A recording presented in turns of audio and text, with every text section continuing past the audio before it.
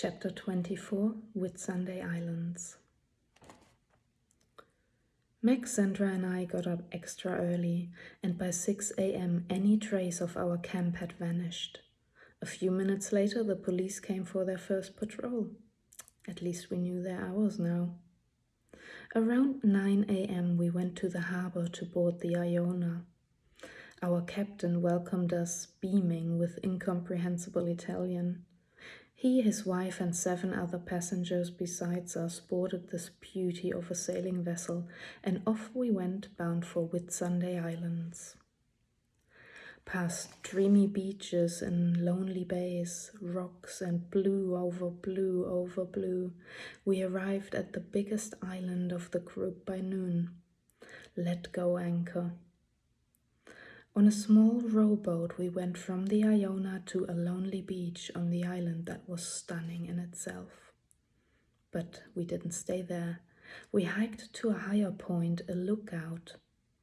The view nature offered us there was so unreal it took my breath away. I had no idea something so beautiful could really exist outside of a painting. What we saw was Whitehaven Beach, made from brilliant white silica sand and turquoise waters. From where we stood, we could see Hill Inlet. The tide here shifts the sand and water and creates the most stunning fusions of color. This is easily the most beautiful place on the planet. The swirling sand patterns are so alluring that after you get over your initial stunnedness, all you want to do is run down there to see if this is not a painting after all. But no, it's real. There aren't many places that have a dreamlike quality. This is one. The sand felt different on different parts of the beach. In the water it was soft but firm, comfortable to wade on. At the water's edge it became harder, perfect for jogging, and by the tree line it was so incredibly soft you could have mistaken it for confectioner's sugar. The water was so clear as if it came straight out of a bottle. We spent the rest of the day at this beach, and I found myself envying the people who owned the few pitched tents in the bushes. I can't think of a more pleasant place to wake up in the mornings. We understood why Whitehaven Beach was so famous and why everyone was making such a fuss about it. I, for one, certainly didn't want to leave. For such a famous beach, Whitehaven remains something of a mystery to the scientific community. The pristine white beach consists of the purest silica sand in the world. So pure, we were told, that it was used to manufacture the glass for the Hubble telescope lens. However, this may be an urban legend. No other beach on the Whitsunday Islands has this kind of sand. Everywhere else is coarser, with pieces of shell and coral. It seems no one knows for sure why Whitehaven Beach is so perfect. Geologists theorize that the sand drifted to the island from elsewhere millions of years ago, eventually becoming trapped by the rocks and headlands of the area. Over time and ice ages, fresh water leached the impurities from the land, leaving only the pure, fine white sand we see today. But whatever the reason is, I don't really care. Whitehaven Beach is a magical place I will never forget. Back on the boat, our Italian captain proved to be a great Italian chef too. We indulged in fresh fish, salad, bread, and homemade pasta. It was a feast for the eyes and the stomach, the perfect ending to a perfect day. As dawn broke the next morning, I dreaded going to the bathroom. Said room was about 1 yard long and only half a yard wide. How our Italian captain used it was a complete mystery to me. Within the room was a shower head, a tiny sink, and a toilet. The toilet was on top of a pedestal and you had to mount it like a horse. With the unpredictable movement of the sea, one could be catapulted off the cumbrously climbed throne. Luckily, the wall was so close that it could save you from spillage of body fluids if you propped your head against it. This way you had both hands free too. Life on a boat was adventurous.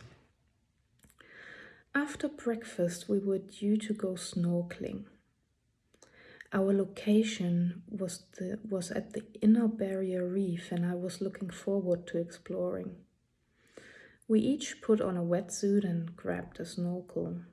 Then we boarded the little boat again to be rowed to the open sea. Here we were to jump in. The shore and the Iona were not in safe distance any longer, and I felt a bit queasy. My heartbeat got quicker and quicker, and I was sure I'd have a heart attack if a shark didn't get to me first. I was actually scared of the sea. I had never been a strong swimmer.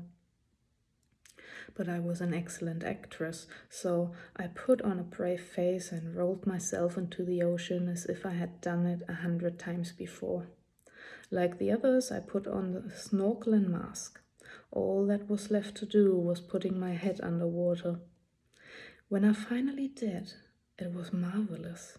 Wow, I said out loud, and of course swallowed a big gulp of salt water. Coughing, I emerged from the wonderland under the sea's surface. Once I got over that, I tried a second time and made sure to keep my mouth shut. It was like entering another world. There is a whole different universe under the sea, where nature's laws don't seem to exist. The colorful swaying corals, the uncountable fish with all their different patterns. Everything was so busy, lively, and peaceful at the same time. The resounding silence of this world, the absence of words, I thought, was what made it so peaceful. Language had no chance to destroy it because it could not exist. Whereas in our world, speech is what has caused wars numerous times. It isn't always an advantage to be able to talk. The world down here drew me in. I snorkeled for hours through what I thought were valleys and mountains, fish cities and villages, complete with highways and parks and shopping centers. Red, blue, green, yellow, purple, even neon, all colors in their brightest possible form. Rays of the sun breaking on the water's surface, creating patterns down below and making things like stones and coral appear like sparkly diamond jewels. There's no end to the grace and refinement of the world under the sea.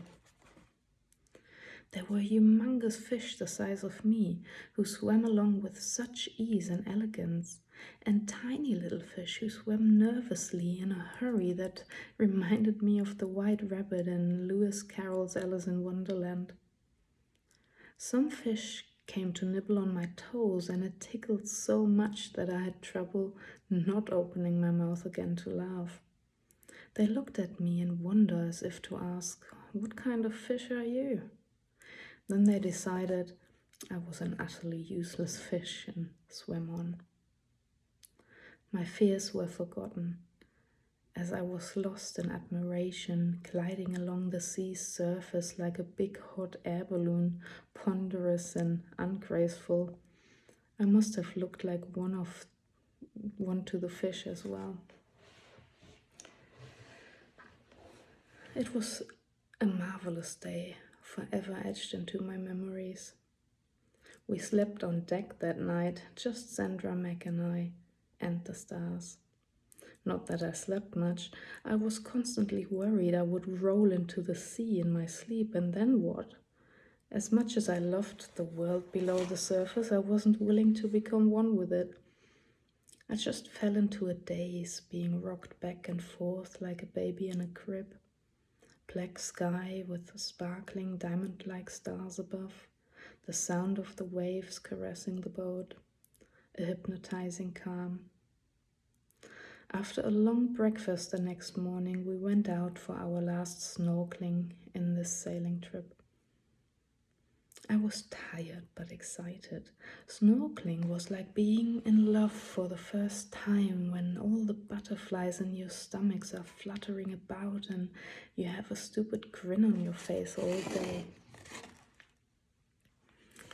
We had half a day in this enchanted state of floating weightlessly above the realm of sea creatures, spectating from above like the ancient Greek gods did from Olympus. Back on the Iona, we made our way back to Whitehaven Beach again. 3 outstanding days of utter bliss came to an end. The sea was calm and quiet. There wasn't any wind. We hardly moved at all, and it was as if the Iona was stalling for time for us. But finally we reached the shore. As the last surprise, our big Italian captain gave us the keys to the yacht club where we could shower. Long warm showers. It was pure luxury, a fitting end to the trip.